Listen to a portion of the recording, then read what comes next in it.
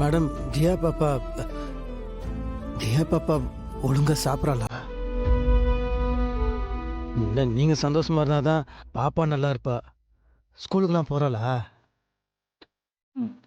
இதை கேட்குறாளா?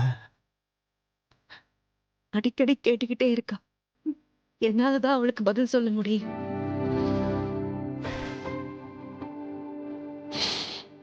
ஒழுங்கு மேடம்.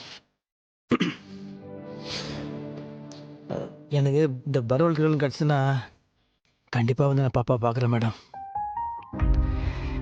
எனக்கும் தியா பாப்பா பார்க்கணுன்னு ஆசையாக இருக்கு.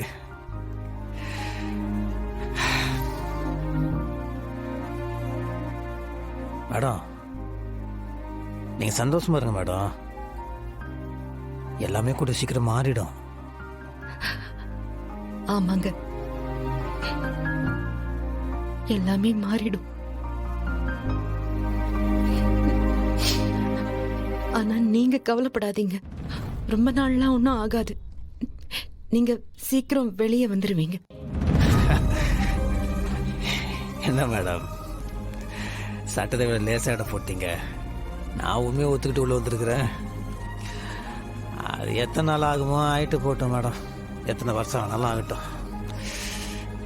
ஆனால் என்ன, உங்களையும் பாப்பாவையும் பிரிஞ்சிருக்க முடியல. அதான்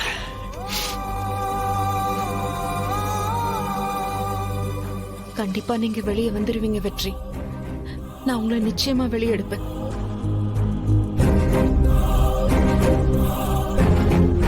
என்ன மேடம் யோசிக்கிறீங்க?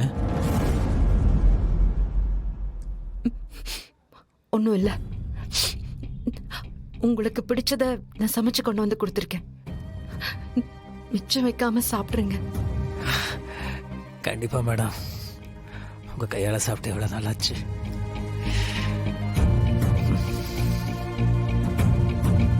மேடம், நீங்க அடுத்த தடவை டைம் ஆயிடுச்சு. வாங்க வாங்க சார்.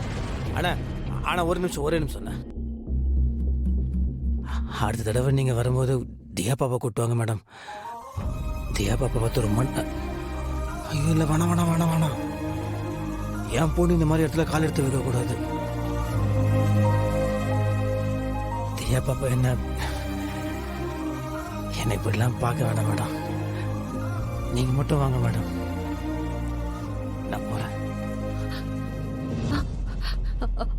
வெற்றி, ஒரு நிமிஷம்.